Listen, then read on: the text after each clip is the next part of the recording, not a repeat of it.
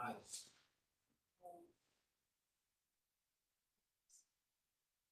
morning, everybody. In compliance with notification requirements of Ohio's open meeting law in section 101.021 of the codified ordinances of Cleveland, Ohio, 1976, notice of this meeting has been publicly posted. All boards and commissions under the purview of the City Planning Department conducts its meetings according to Robert's Rules of Order. Actions during the meeting will be taken by voice vote.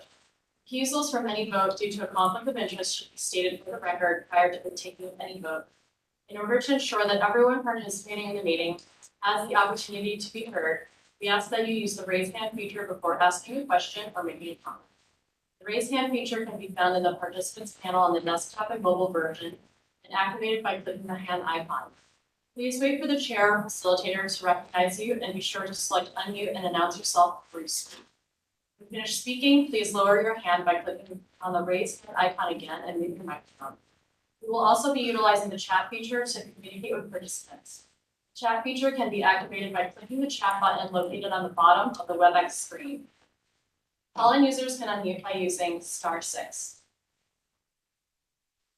All meeting activity is being recorded via the WebEx platform. These proceedings are also being live streamed via YouTube. All requests to speak on a particular matter submitted through proper channels have been considered.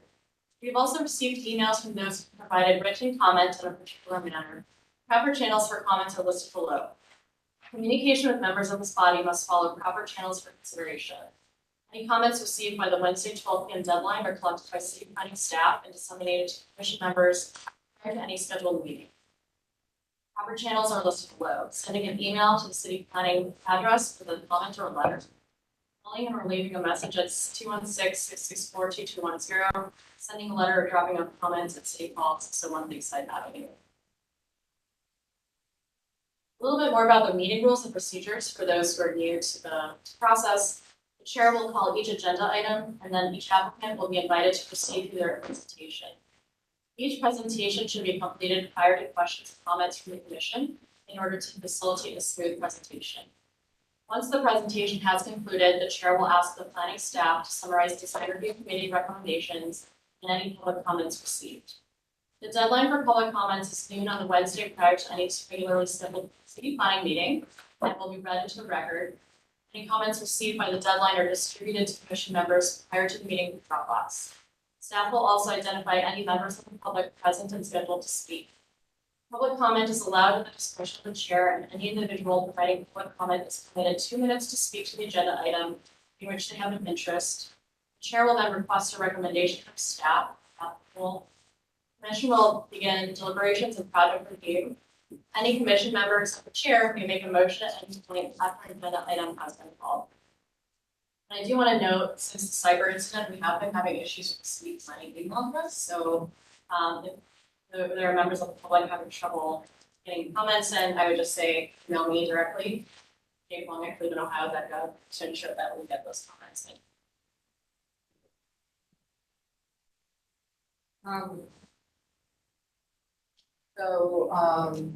This is July 26th meeting. Michael, can you call the roll? Anthony, Present. Fluker, Present. Curry, Present. McCray Scott, McKnight, Present. Sargent, Slythe. Present. Madam Chair, we have a quorum. First item is to approve the minutes from the July 12th meeting. We have a copy here and they've been posted. Any comments, additions, or we need a motion to approve? Madam Chair, I need to approve the meeting minutes from July 12th meeting. Second. Motion and a second. Call the roll. Anthony, Yes. Fluker, Yes. Curry, Yes. McKnight, Yes. Slythe. Yes. Motion carried. The second item is going to be a postponement, so I'll need a motion for that. It's the group home to do the conditional use at 3368 East 113th Street. Can I have a motion to postpone? I'll move to postpone. Second. Motion and a second. Call the roll. Anthony, Yes. Fluker, Yes. Curry, Yes. McKnight, Yes. Slythe. Yes. Motion carried. Second item is a pedestrian retail overlay for permanent parcel numbers 113-16-019 and -100. This is at 353 and 357 East 156th Street. Conditional use is a public hearing, since it's a zoning matter. So we will take public comment, and first we'll hear from staff, then we'll hear from the sponsor, and then we'll take public comment, and we'll hear from those in favor, proponents first, and then those opposed. Ask if you're here to speak to this or online, sign in, or if you're online, raise your hand when we get there, and state your name and address clearly, and ask that you address the chair, and we'll keep comments to 3 minutes or less. So for this item, Xavier, are you presenting it? Yes. And Madam Chair, while the speaker's getting settled, two things. The next two items come together, so we're going to see conditional use followed by the proposed sign. And then the second thing is that there was an error in the draft agenda. It's a pedestrian retail overlay instead of a townhouse and two-family, as this is already zoned multi-family. So Xavier will be presenting on the pedestrian retail overlay. Thank you, and this is Xavier Bay, just a correction, it's zoned local retail. Local, excuse me, sorry. It's a bit. Thank you, Madam Chair, as I mentioned, my name is Xavier Bay, I'm a city planner with city planning. Trying to get these slides in the right direction here, okay. You already know the address here, 353 and 357 East 156th Street. Share this. Clicker's a little sticky today, here we go, okay. So current zoning is local retail, and fronting east 156th Street is where the pedestrian retail overlay is located. So you can also see on the map here, and the aerial view, just some of this intersection here at Arcade and East 156th Street. The two parcels are currently vacant, abutting commercial uses to the south. So the proposal here is a new construction of 6 townhouse units. Yeah, just have the site plan here on the left and the elevations or renderings on the right. I'm going to go into more detail here about what conditional uses are required. And so because they're proposing residential uses within 40 feet of the public right of way where the pedestrian retail overlay is met, they require a conditional use. So the main things you're looking at for the conditional use criteria for residential uses within 40 feet of the PRO is if the building space was designed specifically for this type of use proposed.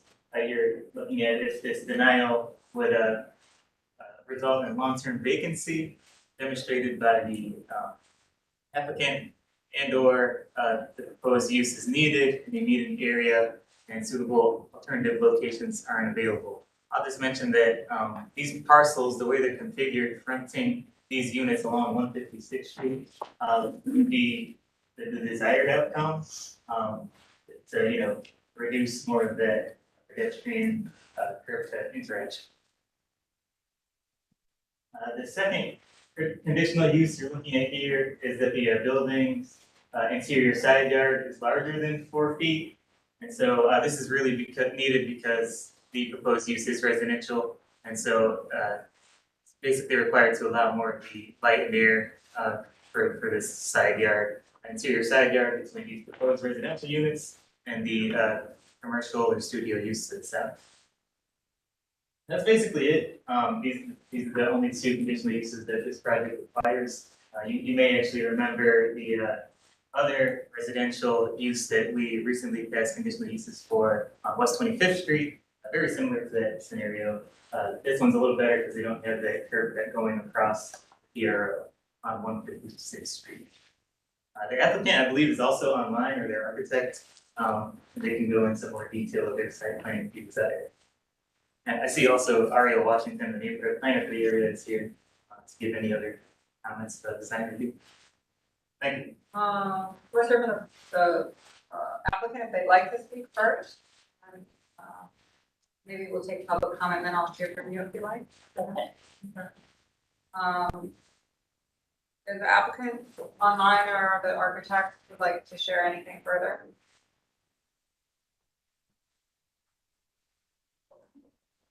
They could be muted. Let me check the Senate task.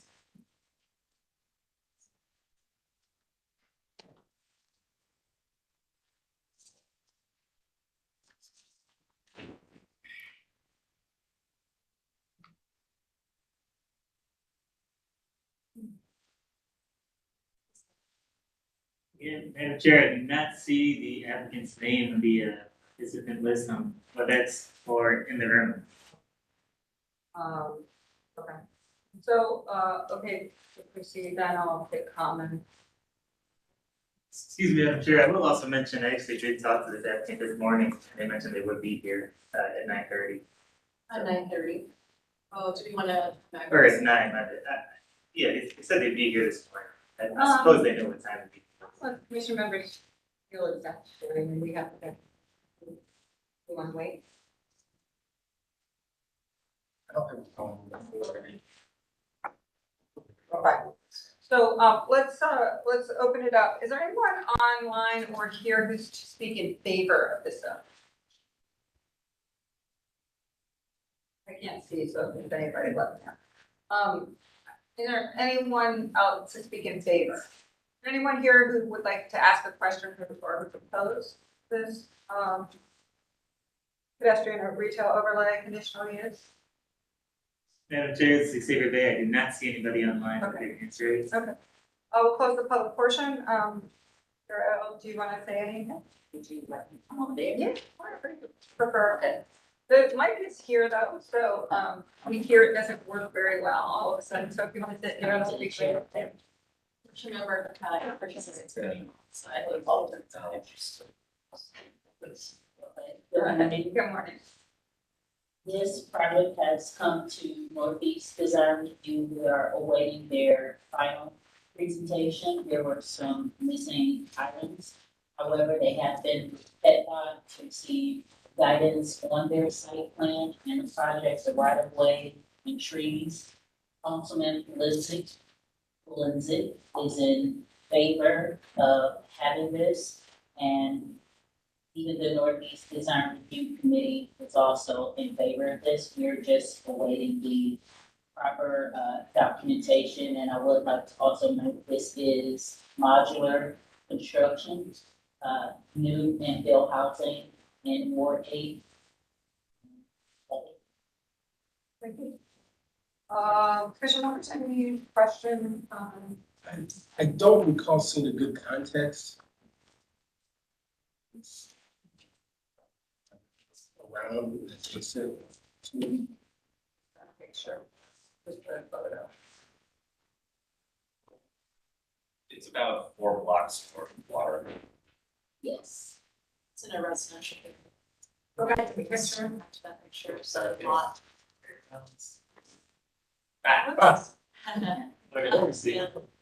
Well, I would only offer in the future if there could be better context to understand what the influences might be. I don't generally have an issue with what they're trying to propose. So I'll say that, since it's the entire block, that's not an issue for me. It's not like we're violating the PRO next to something that's in line with the PRO, like it's kind of setting the stage for this block. I do think that infill housing is, kind of desperately needed in this area. I've been to the district and I wish there were more people around, because it's got a lot of great assets. So I think this will be good for the neighborhood. And I also think that, and I know these are beyond our specific talking points, but since there's a little bit of green space, I know that the landscaping can call for some like shrubberies and things, and I appreciate they're gonna preserve the trees in the back, but there's opportunities to plant trees that will grow larger on the areas that we're hitting them within the setbacks. I'd encourage them to do something more than normal. That's gonna become a frequent talking point of mine until later this time. You take that back to design review. They're coming back. Yes, they have to come back, Yep. and if I may add, those are stipulations, reported by design review. They need an addition of a landscape plan, with trees on the 2 frontages. Elevations and renderings should be corresponding. They would like to see railing on the front step and look at the transition between the individual housing whether it's siding colors or the vertical trim if appropriate, and restoration of the tree logs, and to show the downspouts, and to come back with all required review level documentation.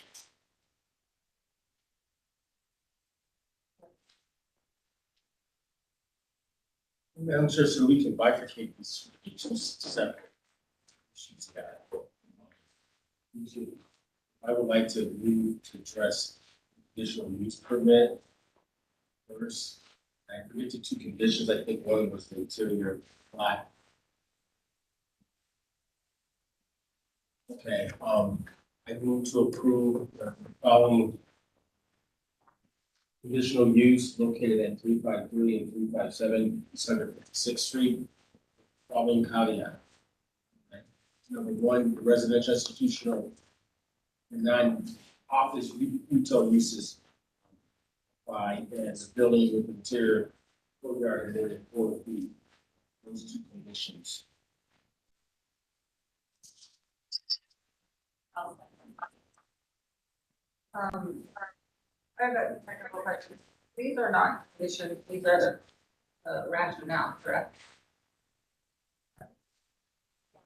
The pedestrian retail limits the rationale for the. Okay, well, I'll amend my motion to include that it's contingent upon, go ahead. Sorry, I don't mean to interrupt, excuse me, Shannon Leonard has your hand raised, but, these are the conditions. The rationale are more so these like sub bullet points I have, but Shannon Leonard, I believe can verify better, what's needed. Okay. So, well, I was trying to read it and it didn't make any sense, to me. That's why I was standing. Thank you, Madam Me Chair. either. Explain. Good morning, Madam Chair, Shannon Leonard, zoning administrator. So this is just conditional uses under the pedestrian retail overlay. So if you could just, when you do your motion, provide if you are approving for the residential use in a pedestrian retail overlay. As Xavier stated, the standards are there as if for whether that is the decision that you guys choose to make. And then obviously, if you do approve the conditional use for residential, then you can approve the conditional use for the interior side yard greater than 4 feet. Do you have any questions?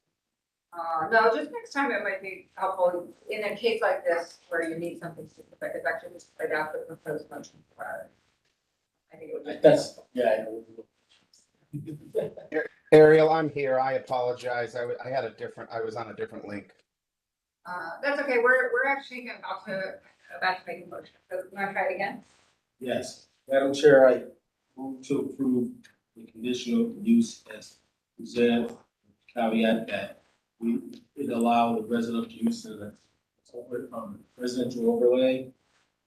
And also that it permits the side yards rating. Second. Motion and second, call the roll. Anthony, Yes. Fluker, Yes. Curry, Yes.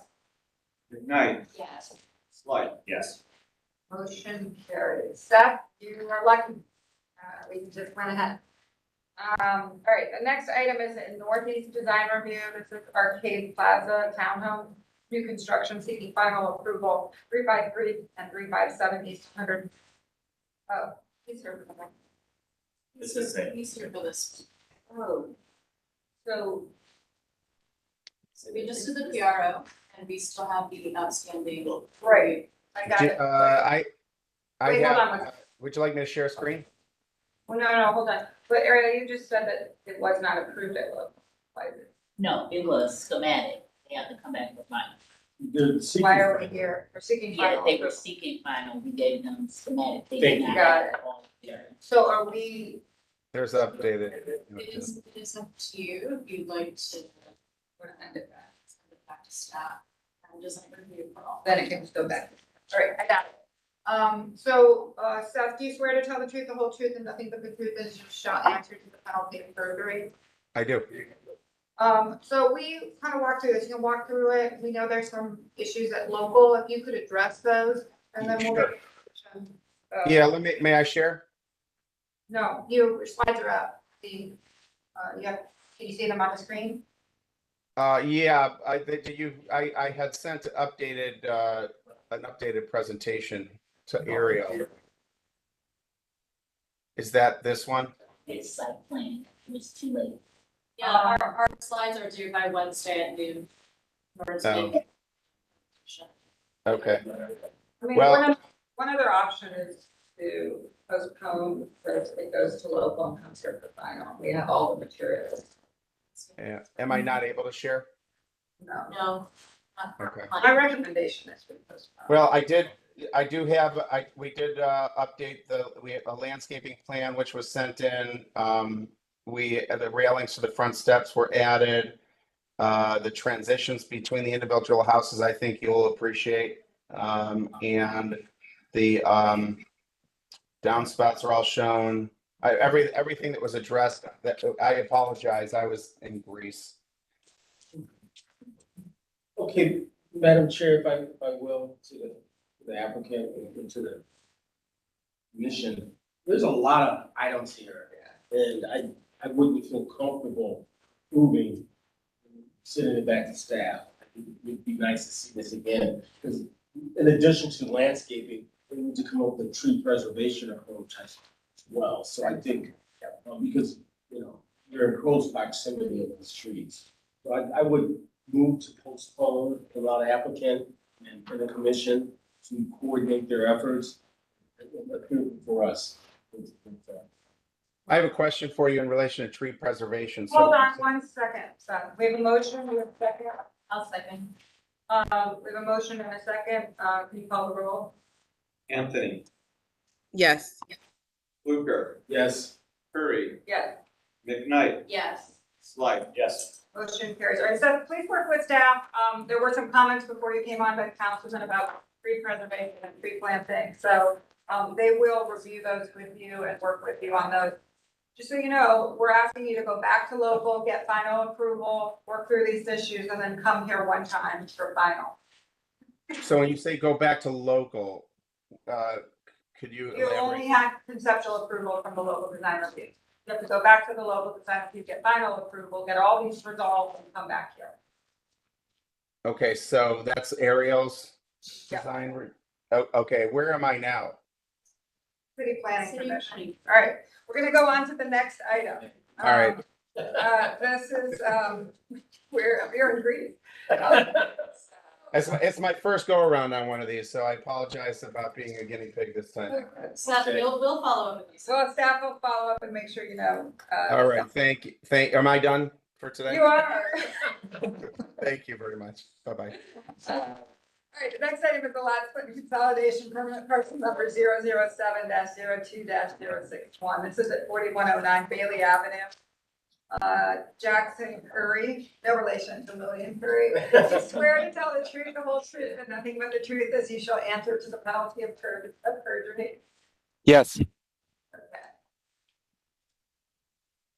All right, I think your slides are here, so go ahead. okay, so I just have a lot split and consolidation. I own 4109 Bailey, and the owner of 4115 Bailey reached out to me and she would like to buy some of the yard. So the split would be on that red line that you see there. Right now I have that whole run. She wants to buy that section, which is approximately 55 feet by 27 feet, and then I'd retain the section right behind my property, which is approximately 32 by 27. So we had the split and consolidation survey done with the split line on it, and that's shown here on the slides. And if we go to the next slide, here's just the one without the red line that they gave me. This is the final one that was submitted to Shane over with the city. And then after this, I think I have some context pictures. Yeah, so there's a lot of tree cover, but you know, that red dot is on 4109, and then yeah, here you can see 4109 is the black house. She has the more brickish, brownish looking house. And then last time I was here, there was a comment that you wanted to see some pictures of the area, so I took a couple pictures of up and down the street. This is 41st Place, that the lot that run kind of has a gate that opens onto. And then I took a couple pictures of some of the neighbors' yards and put them in here as well. So this picture on the left is looking back from 4109. So this is kind of what I would retain, which is about the same size as the neighbor right behind me. And then this picture on the right, you can see the lot off on the left side. It's a front view of the property on the right side. Question?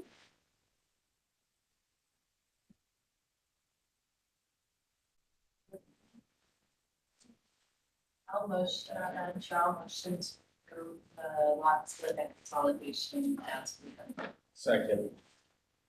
Motion and a second. Councilman is very happy you're saving a big tree. Yard.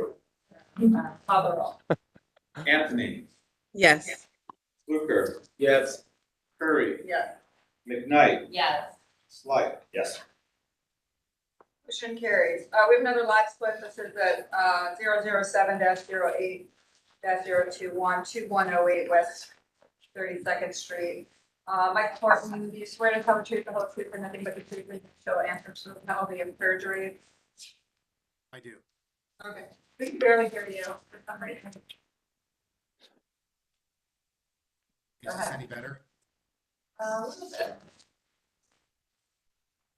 Still very quiet. If you could turn your volume up or Real quick, I'm sorry. This is Jackson again. That was approved and I'm all done here.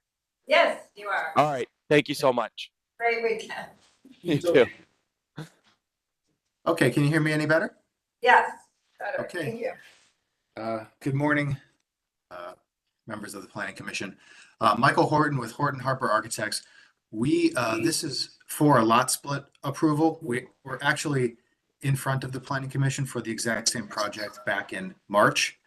And so what we'll be presenting today is the same idea, but we have to come back because, or at least we believe it was the right prudent effort to come back, due to once we had an existing conditions survey on the parcel, it turned out that the property line that we were proposing, the location of that property line to split the parcel, was very close to the existing structure. So this is a pretty telling kind of image. There's where the parcel between West 33rd Place and West 32nd Street, the owner owns the house and he wanted to split the parcel so he could put a single family house for himself on the back. That's what we came in front of the board for a few months ago.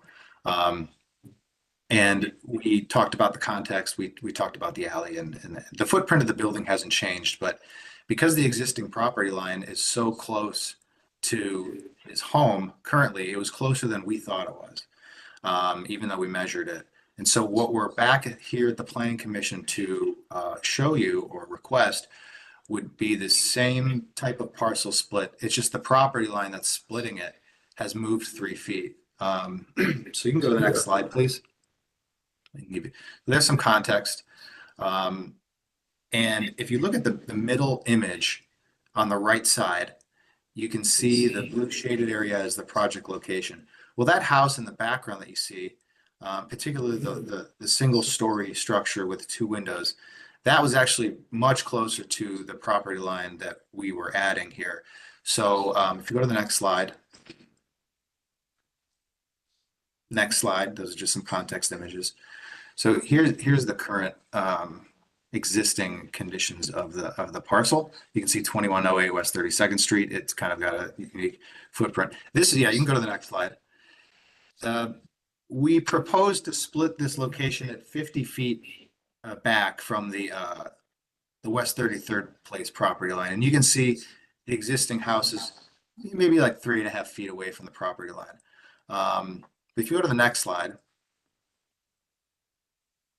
you can see that that house is actually deeper than we thought. So our strategy after talking to the building department would be to move that proposed property line at minimum 3 feet away from the existing house. So we don't run into fire rating issues related to the, more so related to the building code and not necessarily the zoning code. What we would need to do, if you go to the next slide. Again, here's what we proposed earlier in the year, single family house with a 7-foot setback from the proposed property line. Well, if we move that property line 3 feet up, we now have a 47-foot deep parcel. And, but we're further away from the existing house. And we move the building up 2 feet, which still doesn't trigger any front yard variances and still provides adequate sight lines for the vehicles that are backing out of this garage. So we're really coming back because we're proposing a new location of that middle property line.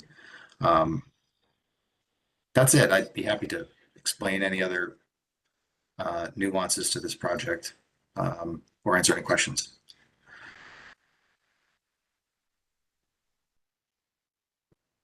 Any questions? Well, Madam Chair, I think this is very logical and very well explained. So I'm going to move to approve the lot split as presented, 2108 West 32nd. I'll second. Motion and second, call the roll. Anthony, Yes. Fluker, Yes. Curry. Yes. McKnight. Yeah. Yes. Motion carried. Next item is, Thank you. thank you, Northwest 2024-009. This is Urban Community School Recreation Center. This is seeking final. We saw it recently at schematic. This is at 2045 West 47th Street. You'll see on ours, the note was primarily from us was to incorporate a lot more trees and that we would see the signage and facade materials. Anyone here to speak to this, both the architect as well as from Urban Community? I'll swear you all in. Do you swear to tell the truth, the whole truth, and nothing but the truth as you shall answer to the penalty of perjury? I do. All right, I see Tom.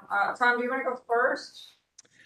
You know what? I'll let Chris Kasmar jump in. He's closest to these changes, and I'll be along if any questions come up. I'm sorry I can't be there in person. I'm out of town this morning. No problem. I also see that you went back to local and it was approved as presented. So, okay, go ahead, Chris. Thank you very much. We're here seeking final approval for the design package.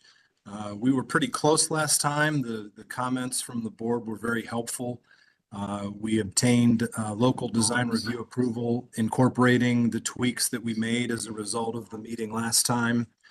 So I think we can move pretty quickly through the presentation and just highlight the edits that we had made as a result of the last meeting. Go ahead. Yeah, you can keep going until we get to the site plan. These are just, again, this is the same package that you saw about a month ago. Yeah, keep going. Another one. Keep going. More slide. More. Okay, so the one of the comments was to incorporate the possibility of a decorative crosswalk, and we have indicated a placeholder for that there at the north end of the site. We began discussions with some artists. Don't have anybody retained yet on behalf of UCS, but they're committed to providing a more prominent and wider crosswalk that's in alignment with that existing pedestrian path that runs east-west just south of the Metro Health building. So you can see that there at the north end. There would also be another crosswalk, future crosswalk at the south end of the site as a part of a project that is a subsequent phase. So our thinking is that those two crosswalks would speak to one another in some type of creative way. But the colors that you see there on the crosswalk are just placeholder to indicate that is the design intent moving forward. I'll also mention in this slide here that we did hear back from zoning. The only comment from zoning that we received was we needed to increase the width of the handicap parking stalls, which we have also done. So that should be incorporated in both the architectural and civil drawings now. Go ahead, next slide. Plans have not changed since you saw them. What you'll see here in the 2D elevations, one of the comments from the Planning Commission last time was to look at increasing the amount of fenestration there at the north end of the west elevation, which we've done. We've provided more glass in the monument stair. It's much more attractive both from the inside and the outside. And we've augmented the amount of fenestration in the pair of offices there on the first and second floor, again in that west elevation. And another comment was to show actually where the signage would be located on the building. From north to south, you can see placeholders for the Hall of Fame that would be occupying that northern square footage, then a sign for UCS, the sign that would be located on the west elevation for the canopy, as well as the field house, and then finally on the south end, just above the southern canopy, another sign for UCS. So there's 5 signs along that west elevation. And we also improved the graphics of the couple of large sycamore trees that will be remaining in the tree lawn on 47th. Next slide.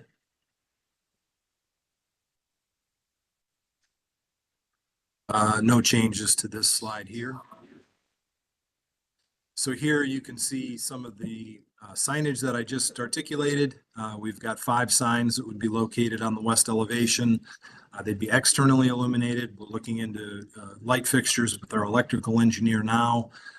They'd be some type of channel letter, all of a consistent color there on the west elevation. You can see the additional fenestration that we've put on the north side of the west elevation, as well as adding the graphic placeholders for the larger trees that are existing to remain there at the south end of the site.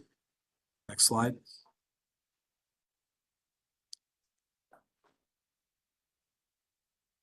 These are all, again, just renderings of the model incorporating all of the different changes. One other thing, by the way, that I forgot to mention before when we were on the 2D elevations, one of the comments from the Planning Commission last time was that we reduced the quantity of downspouts on the pre-engineered metal building. We did investigate that, conducted the due diligence with our mechanical engineer as well as the pre-engineered metal building manufacturer, and we were able to reduce the quantity of downspouts on both sides of that building. You can see that depicted now, even in this image here.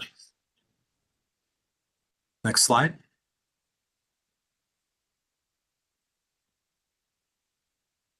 So continuing to show some views of the building that you've already seen. Just want to show you one more slide if you could keep going. There you can see the one thing to note here is the decorative placeholder of that wider crosswalk feature at the north end of the site. Next slide.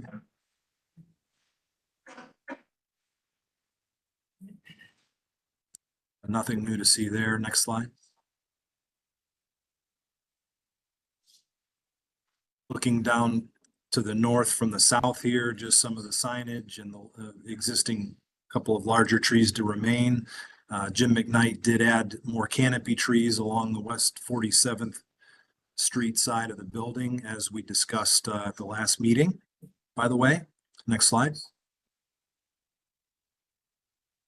This is the last slide I just wanted to show. We stepped back a little bit further and showed a graphic placeholder again for the wider crosswalk with some placeholder color indicating that there would be some artwork going on at that crosswalk. And that's the sum total of the drawings that have been updated for today's meeting.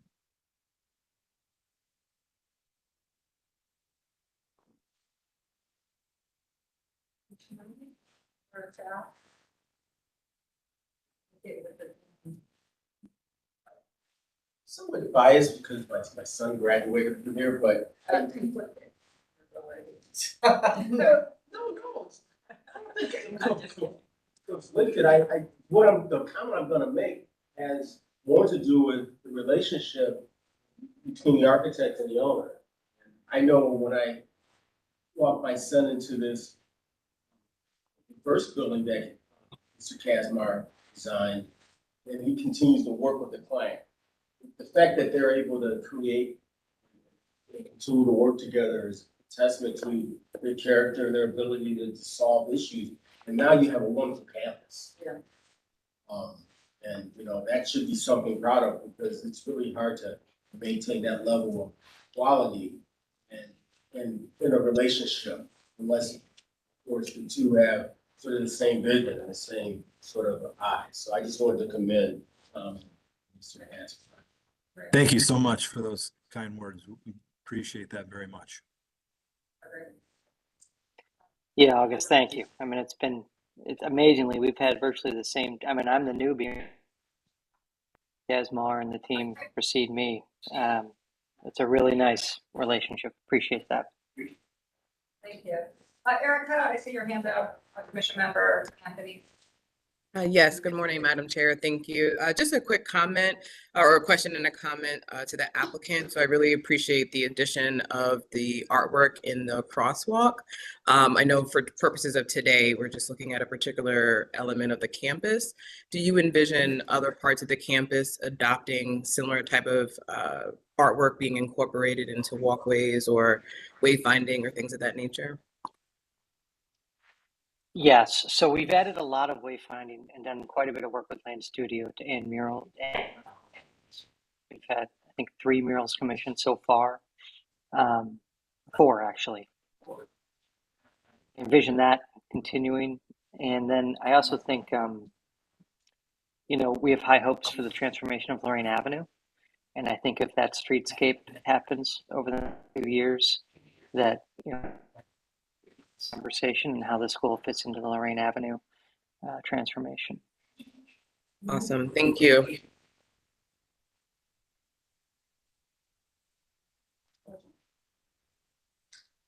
I will move approval as presented. Motion? Second. Motion and a second, call the roll. Anthony, Yes. Fluker, Yes. Curry, Yes. McKnight, I'm gonna abstain. Slight. Yes. Motion carries. Tom, can't wait to see it. Good luck with construction. Thank you so much. Thank you all.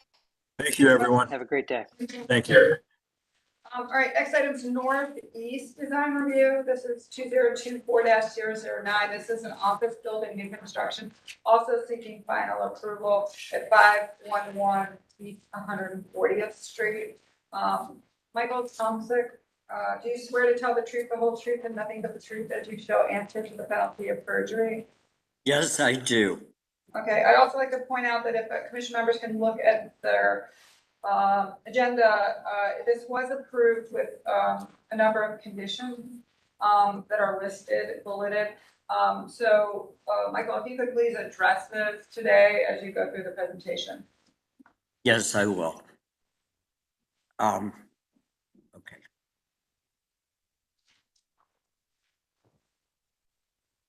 So as you see, we do have a vacant lot. The owner wishes to build a small one-story new office building for the purpose of caseworkers who help people with management of their healthcare and or housing needs. Generally, there would be 2 to 3 people in the building at a time.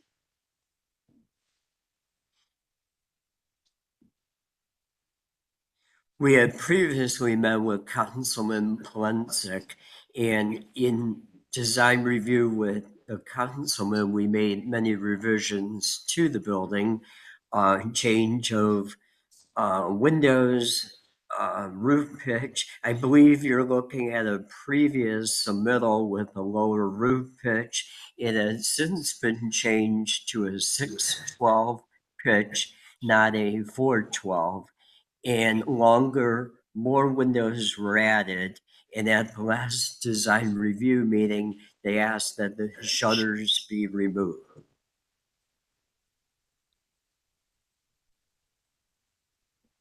And the following drawings are from the pre-engineered steel building package that the owner has obtained these drawings from the manufacturer. So the skeleton of the building is pre-engineered steel. The exterior will be clad with brick wainscot, horizontal siding, and a metal roof.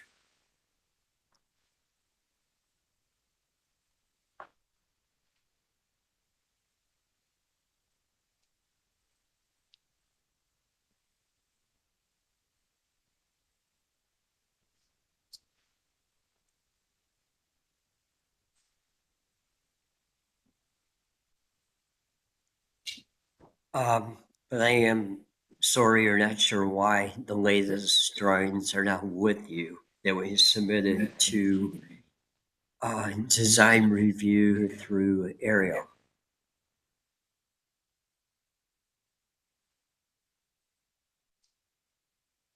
It's really good time. We haven't seen final, we awarded in cement. Is this for schematic? Yes. There's, I put the level that they applied for. They applied for final, but design review gave schematic approval because of, it was not a final package. And when you allow me to speak, I can give you the listing.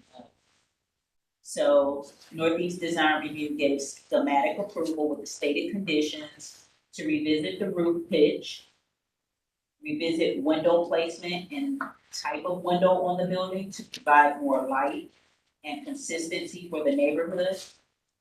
Submission of a full landscape plan, setback screening from the residential properties to the east, including a walk to the East 140th door and show the trash location and material boards for the exterior of the building to see that material. And again, to come back with all required review level documentation.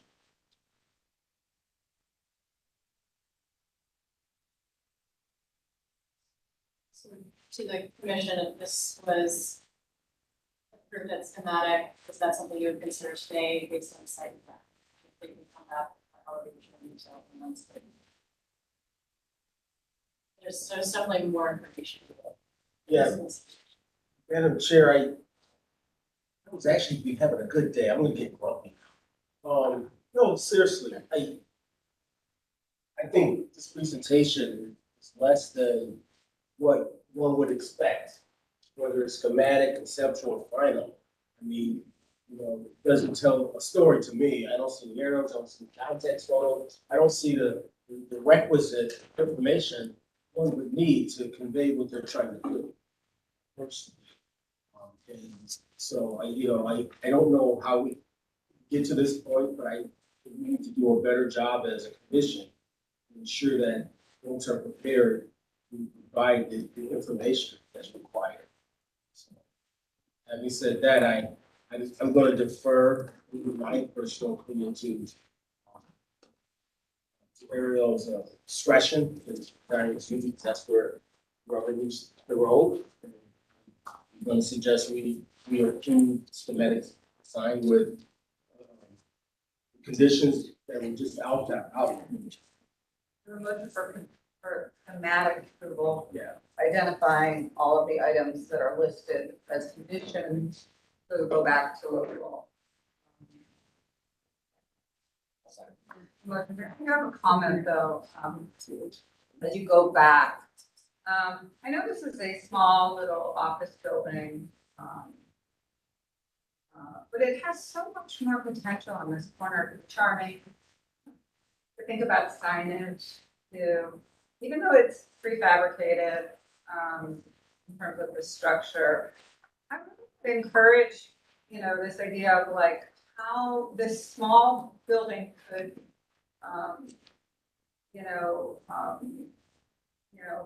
really try to express that it's an office building, which is nice. And, the shutters are confusing to me. I mean, just because it's pre-manufactured doesn't mean that it couldn't be a really, an office building, right? With a little bit of signage and, I know that's up to local, I just wanted to point that out. It's not good enough for me, but, all right, call the roll. Anthony, Yes. Fluker, Yes. Curry, Yes. McKnight, Yes. Slight. Yes. Motion carried. So you'll go back to the local design review, with all the changes, and then back here for final. The next item is Downtown Flats Design Review 2024-035. This is the proposed demolition of a 1.5-story structure seeking final approval. This is at 2007 and 2009 West 17th Street. Brian, please swear in how the truth, the whole truth, and nothing but the truth, as you shall answer to the penalty of perjury. Yes. Excuse me, Mr. Bryant, you can use the clicker if you like. Oh, great. It is a little sticky, so just give it time. Just a second. The right button. Yeah, you just hit right, yeah. Got it. Right is forward, left is back. Oh, yeah. Great. We are just seeking a final approval to demolish, 3 existing structures on the 2 parcels you see there. The addresses are 2007 West 17th and 2009 West 17th Street. Just for context, there's some aerial shots of where we've been building. The bottom right-hand photo there shows the 2 blue houses, 2 structures, and then the detached white garage. And just more aerial shots there. Here's some more close-ups from the driveway side.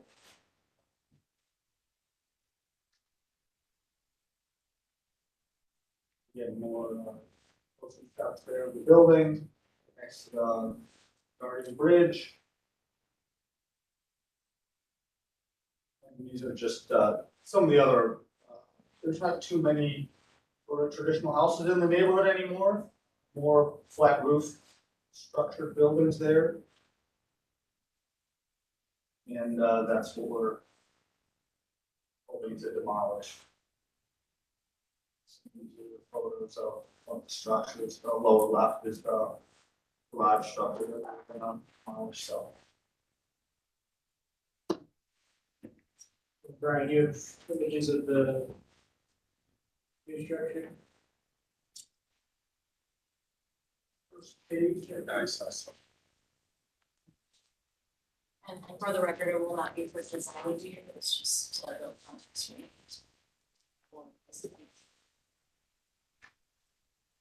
Madam Chair, I could give some details from Downtown Flats Design Review. Sure. So this project was reviewed yesterday by the committee.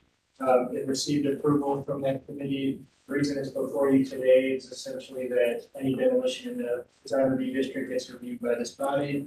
The new design is a single family home. We don't review those unless they're, obviously over 4 units. So you can see an image of that future structure there. There was no issue with the committee, and they agreed to give them.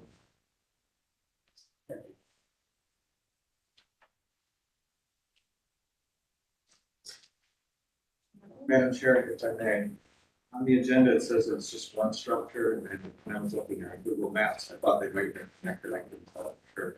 But I think in the motion, you want to say that there are 2 structures. Three structures. Outbuilding isn't really necessary to be part of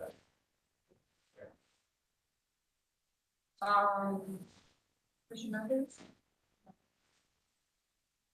Questions or comments? Chair information. I'll move to approve this demolition as presented, noting that it's still residential. Second. Motion and second, call the roll. Anthony, Yes. Fluker, Yes. Curry, Yes. McKnight, Yes. Slight. Yes. Motion carried. Thanks, Sean, thank you. Next item is a special public art presentation at Tillman Park Sculpture. In final approval at 4600 Detroit Avenue. We have Ronnie and Ken, do you swear to tell the truth, the whole truth, and nothing but the truth, and you shall answer the penalty of perjury? Yes. Kayla's not here today, she is in Morgan. This is Kayla. Hi there. Right, it's over and then there. Okay, great, thank you. So we are doing a sculpture and a piece of sidewalk art next to Garrett Morgan. So I'm not sure what to talk first, but we have a slide on community engagement and this is that like otherwise I'll skip forward. Okay, so sculpture, I don't know if you're familiar with the area, but there's basically like a round brick. It's like brick in the middle with a cement and then a little retaining wall around the edge. It's about 25 feet in diameter. And we're proposing a sculpture that will go in the middle. It has words cut out of it. So if you look to the right of the slide, there's like kind of a hand-drawn version of what the rendering shows. So it's basically just like aluminum panels with shapes where the words cut out, and then behind the cutout will be a perforated metal panel that we will paint in different colors. And then between the two aluminum panels will be a 2-inch square tubing that will also be painted fun colors. So if you see them from the side and from the front, you'll see different colors happening.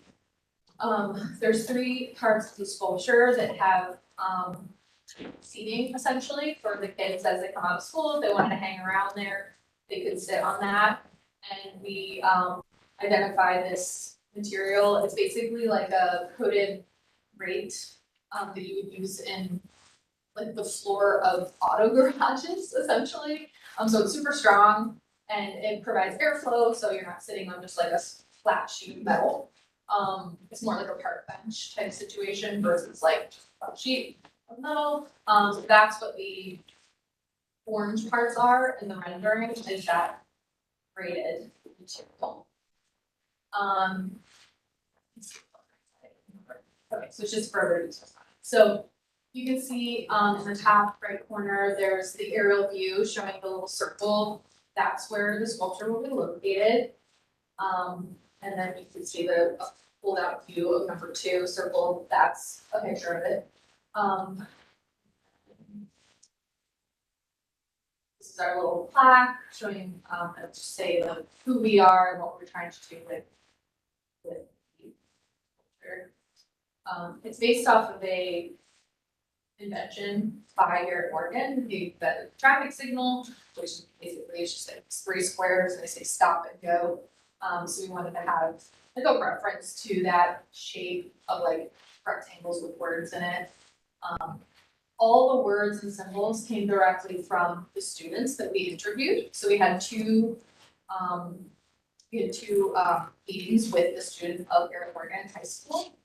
And we compiled all the data we got from them to come up with words that they really wanted to see, symbols that really spoke to them, and all that. So everything you see was inspired by the kids themselves that will be making artwork. Same as with the sidewalk art that I'll get to. I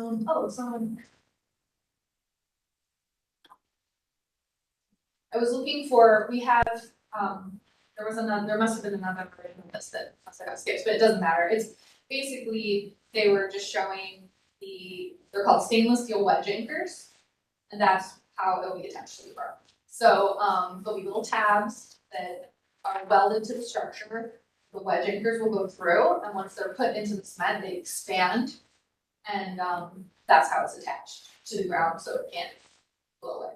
I mean, it's gonna weigh so much weight anyway, so it would take a lot for it to move, but the wedge anchors secure it. I spoke to our fabricator He's the one who, told me about the wedge anchors, and he's used them in a few other public art projects throughout the city. His name is Lou, he works for Westfeld Welding. So he's extremely experienced in this type of application. So I'm sorry that that's not it, but they're pretty basic, they're basically just like metal bolts and they pop out once they're in the ground, so. So, any questions about the school before I move to the sidewalk? Just generally don't make comments on art because it's what you guys do. I just wanted to make one caveat concerning heights of the benches. It should not be more 18 inches. Okay, At that point, it's too high. You can't comfortably sit down. sure, yeah, I think I'm at 20, which I think is like the standard chair height, but we can absolutely lower it 8, so that's no problem. So yes, thank you for that. Anything else on the sculpture before I move to the sidewalk? Okay, so the sidewalk art, is a contiguous artwork, but it's very long, so we broke it up into 3 little strips here for you to see. But once it's laid out on the sidewalk, it'll just work as one unit. All of the, items in the artwork, again, were pulled directly from the conversations we had with the students. They wanted to see activities, they wanted to have breathing exercises. They really wanted it to reflect their beliefs as a community, so, a lot of the kids actually talked about like, just a reminder of like stopping the violence, slowing down, taking time, and being calm. A lot of kids mentioned calm. So we tried to, give them a place where they could, after school or in the middle of the day, just come out and just kind of like feel like kids again. So we have some games in there, like, a path, some meditation exercises. The flower, the little leaves have words of affirmation in both Spanish and English. Cause it's a pretty high Spanish speaking population in that school. And then we have the famous quote from, Garrett Morgan in the yellow. I don't know how it got messed up in the little bubble. All the words will be in that yellow bubble. Yeah, so that's the overview for the sign. The sidewalk itself is circled in red there. It is not, there's no cars there. It's at the end of a dead end street. It's pedestrian only. So, no cars will be able to go there. So there shouldn't be any distraction in terms of like distracted driving or anything like that. It's surrounded by a parking lot on the one side and across the other. And you can see in the bottom, the circle above letter 3, that's a picture of the sidewalk. It's about 125-ish feet long, and it'll go from end to end of that like straight stretch. So the entire length of that straight stretch. This one. Timeline, that's kind of just, it was just a random timeline we put together, so we'll just forget.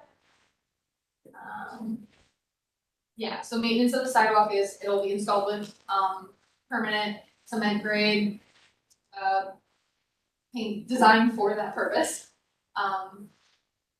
It has a normal paint lifespan, again, obviously guaranteed permanent, meaning literally forever, but, it'll last as long as the average sidewalk paint lasts. And then, we will make any changes, any repairs to the sculpture or the sidewalk within 12 months of installation, as long as it's something that like, it's something we did wrong or whatever. So,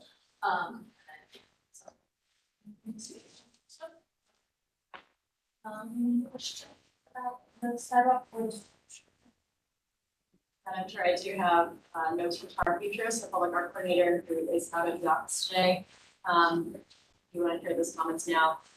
This project has been given the go-ahead by MoCap and Public Works. Thanks, shout out to Jay Rashbaugh for his help. This is a small city-owned piece of land, and the applicants are working with us to donate the sculpture to the city. Additionally, they were given the permission for the sidewalk, as the artist noted, because it's not adjacent to any roadways. It will not lead to any sort of distracted driving. And so there's sign off from all departments regarding that. And just wanted to commend the applicant, the artist, for their due diligence in engaging the community, particularly the students of Fair Morgan. I know that's a philosophy of Press Republic now to engage students at schools. My personal comment is I just appreciate the social emotional learning aspect of regulating your body. Hopefully this will lead to other problems.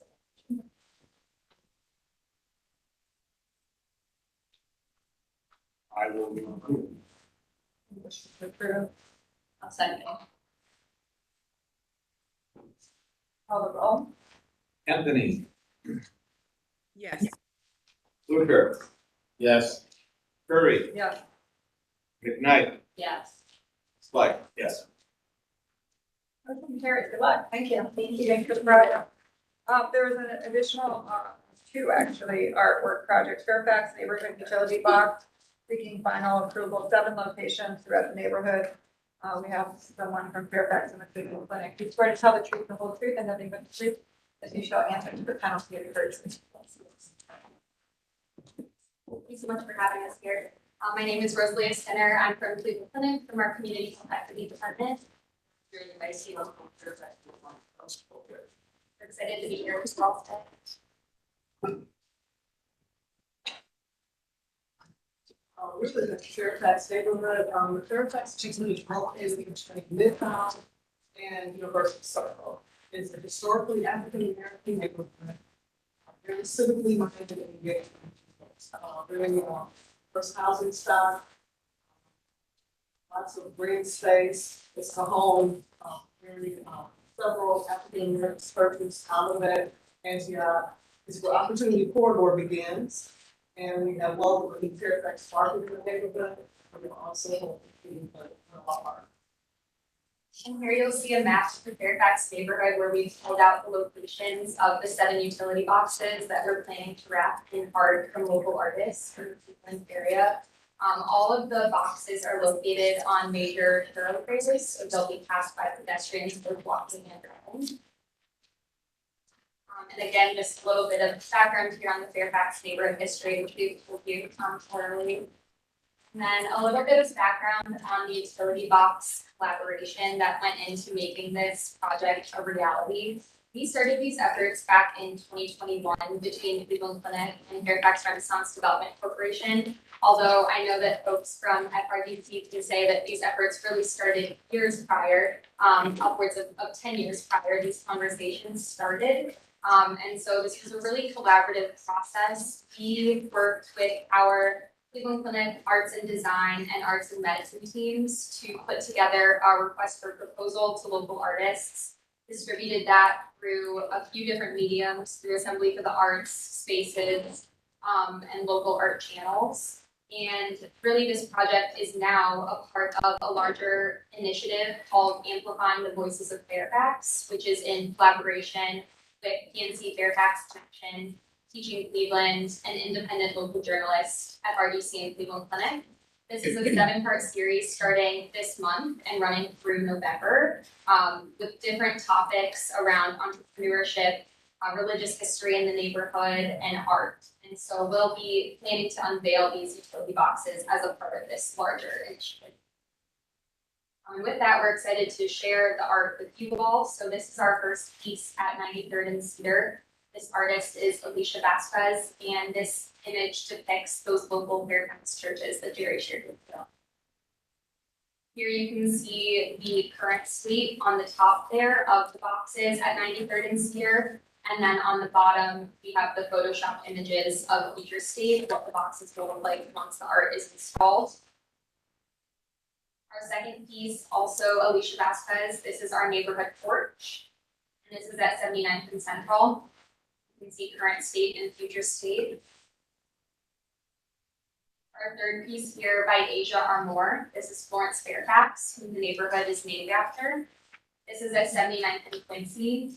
And this box is located in between our two buildings, Cleveland Clinic, Langston Hughes Community Health Education Center, and Fairfax Renaissance Development Corporation. You can see Florence faces out towards the street, so those walking by and driving by can see her. That's 79th right there. You can see running perpendicular. This is Danny Carter's Black Madonna, and this is at 83rd and Cedar. Current state and future state. And we have Melloman Funk's Caribou alumni. This will sit outside of Caribou House at 89th and Quincy. Has historic artists and individuals from the neighborhood or who have visited the neighborhood. Here. We have Lolita Wilson's Monster Trucks. If you've been in the Fairfax neighborhood, there is a resident named Tim Willis who makes these really beautiful monster trucks in his yard. And so this is in honor of him. And this is at 79th and Cedar Pier. And then finally, another neighborhood gem and legend. This is Gwendolyn Garth's Bell's Garden, and this depicts Belle Scott, who is a local entrepreneur and owner of Bell's Purple Oasis. Here's current state and future state. This is at 105 and Cedar. We are working with Diamond Sides and Graphics for installation. We have Mark here, who can answer any technical questions if there are any about the application process. But essentially, these will be digitally produced vinyls, and we will use vinyl and cast laminate to graft utility boxes. Installation time is about 2 to 3 hours for the boxes, and Diamond Sides has done similar projects not only in Shaker Heights but across Northeast Ohio. Back to the picture of the one with the monster truck. Yeah, absolutely. Not so fast. This one or the Yeah, larger? it's a sidewalk. Sure, yeah, so there is construction happening right now. That one, Oh, you went so fast. yeah. That's the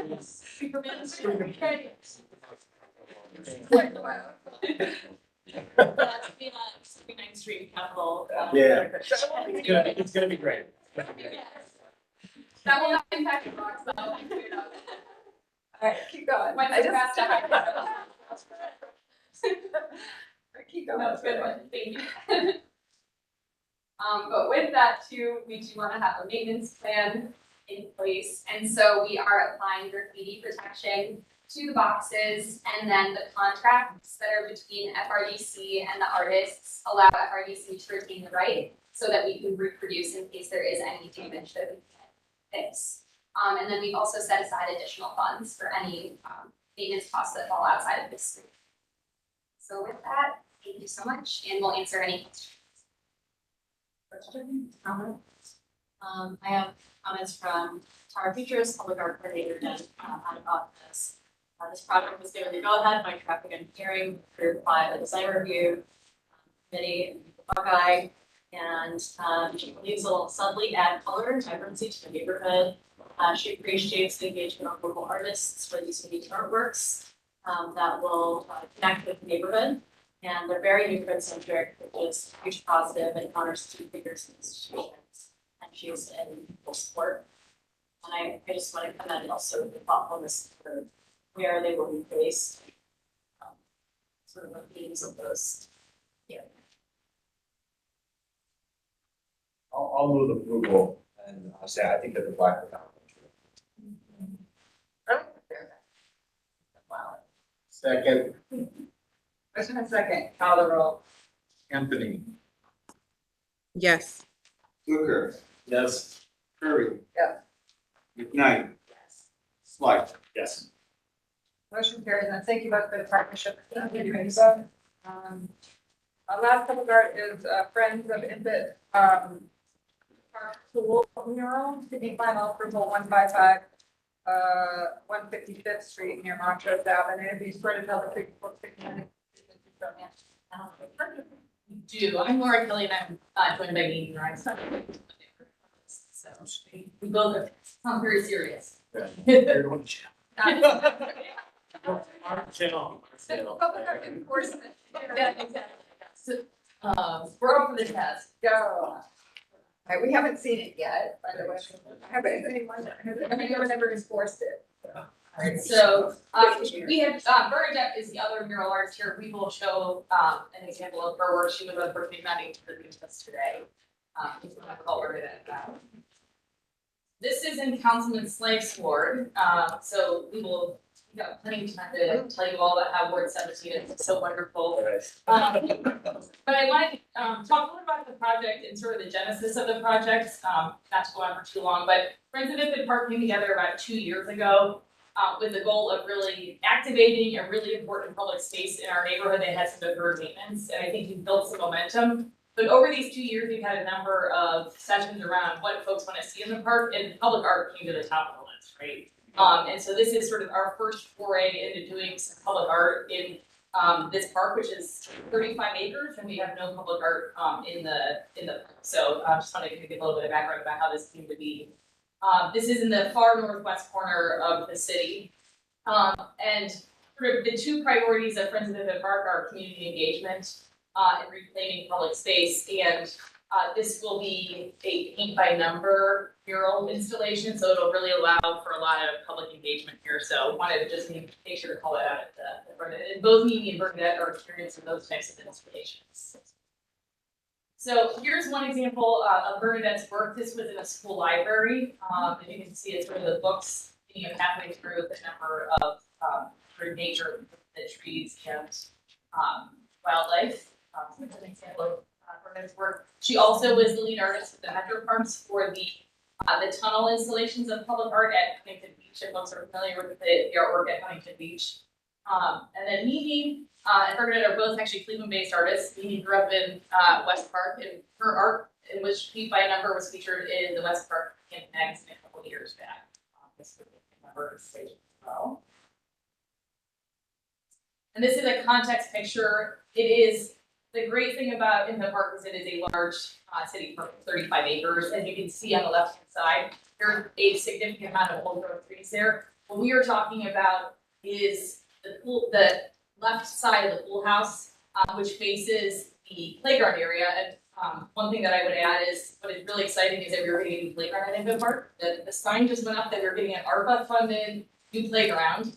Ifit Park and Councilman Slate were really involved in having a really thoughtful design, not having just sort of your cookie cutter park dropped in, but there was a lot of work and then some additional resources to build out some additional equipment there. And what is really cool is the mural for the pool house will face the new park. So that sort of there is some synergy in terms of the installation of the new playground area and the pool house mural. So we're excited about the sort of timing and synergy of the two projects. So again, some context pictures. The pool house, that's sort of the state of our current playground, which is a little bit sad, but it will not be sad for much longer. You can see that there are a bunch of ball fields around this, and then that is the concession stand area as well. That's right there, so it's just a little bit of context. It's a closer picture, so it is the entire surface of the pool house on this side that we want to install, and you'll see in the renderings. And again, I mentioned the synergy between the playground that's slated to be replaced and the mural. The one thing I did want to flag, which is not a showstopper for us, but I did just want to call out, is that there's a tiny section of fence there that doesn't really seem to be securing anything, and if it can either be moved or temporarily moved for the purposes of the installation of the project, that'd be great. But again, Mimi and Bernadette assured us that they can work around a fence if that's something that can't be moved. But I did figure it was worth calling out to you all just because it's a little strange. It just sort of juts out for 2 feet. It doesn't really seem to have a purpose for being there because it doesn't appear that there's any equipment or any other reason why that is in fact there. There's just one call out in terms of the actual pool house surface. Go back. I'm trying to think there. Or you need to talk. Look. It's a little sticky. It's jumping around. I can get you to the specific slide you wanted to keep. Yeah, just the next one. We talk a little bit about the more abstract version of this, and then we'll get into the more detailed rendering. So, Bernadette held 2 meetings at our local municipalities in West Park. So all the neighbors were invited to come and talk to us about what they wanted to see on the pool house mural. And 2 main things were history of the land of Ifit Park belonged to Bessie and Pitt, and she had a lot of farm animals, so they wanted to see that in there. The roller coasters, like a homage to Pierre Springs Park that used to exist there, and then they also wanted the the solar eclipse that came on and showing the northern lights, which the northern lights will be on the underpinning of the pool house mural. And Bernadette, who's truly the mastermind behind this, we kind of came up with like the roller coaster going over the grates to kind of blend in with the building. And we'll add park animals in there as well, which you can see in this next slide. We have some of Betsy and Fitz. We were able to talk to her family members, and people who knew her, what kind of animals she had and stuff. So we're gonna have to put out pictures of that on the pool house and trying to make it as like community friendly as possible, so that way the kids can join in with us and looking at their approach to the home. Yeah, and just wanted to do one call at the Inwood Park was sort of the neighborhood gathering place for the viewing of the eclipse, and so part of that was there was a big community coming together, so folks sort of felt strongly. It also signifies the year of the installation of that, so folks felt really strongly about that being a component here. I would also add in terms of the actual animals that are on there, part of this was folks were like the idea of young kids being able to engage with the mural going forward and be able to identify the different items in the actual mural to call out. So some of this was meant to make it more interactive as we go forward. And there is actually still a section of that roller coaster, they understand, some of the backyard in the southern part of the ward. So we wanted to sort of have something at a time to go over in the southern part of the ward. And then just a little bit more about the community engagement side of this. This was an entirely resident-led effort. It was the entire project will be funded by an IOB appeal, where we had over 50 people in the neighborhood donate to the project. And then, as Mimi said, we had two feedback sessions where we actually developed the renderings coming off the feedback from residents in the neighborhood. The CDC is the fiscal agent on the project, and so we're working very collaboratively with the CDC to make sure that everything that needs to get done for both the installation.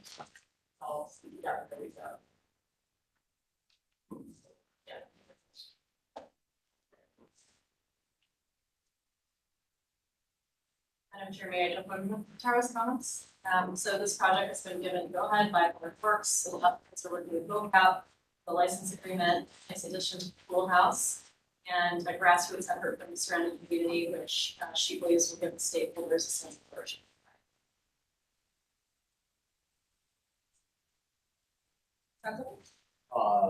Sitting here, no. No, I think, I mean, my email's up there, but, you know, I think that, Oh, yes, elected. Oh, there, that's Yeah. right, sorry. so, just kind of credits to, Nora had mentioned that Friends Group really came into being 2 years ago, and I mean, there's been a lot of, it's a very heavily used park, especially like, Thursdays with all the different schools, they kind of have their leagues there. So I think this will be an engaging project for the neighborhood. It'll complement, there's a brand new rain garden in the corner of the park, pretty substantially sized, that was brainchild of the Friends Group. Working with them on the playground, we're doing a $1.4 million, like ADA inclusive playground that was designed by input from neighbors, and especially kids from local schools. So this is, I think it's a great testament to what would happen when kind of neighbors get together and organize and collaborate with the city. So this is just another kind of another win for them. So happens.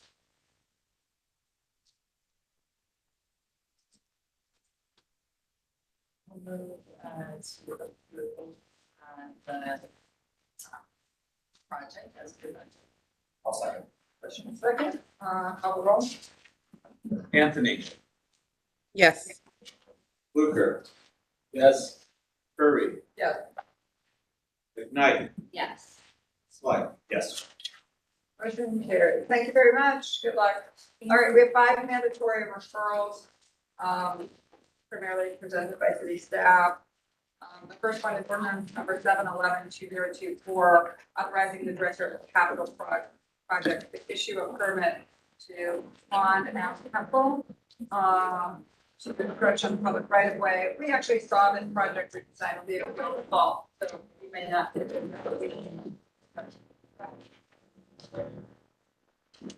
Yeah, go ahead. Yeah. But you clearly did not. Step one. As soon as he said capital project. First meeting, call him in. They work hard. We like capital projects. Building between the bricks. There you go. So this is for, I guess. Excuse me, Madam Chair, I don't, she state her name. Oh, sure. My name is Keisha Chambers. I'm the Assistant Director of the Mayor's Office of Capital Projects. And we are here today to present a few encroachment projects. The first one is for Farm Am Temple, which is on Bel Air Road.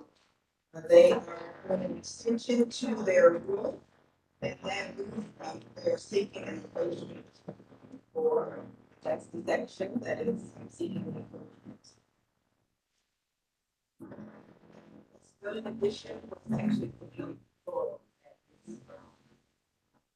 location for that.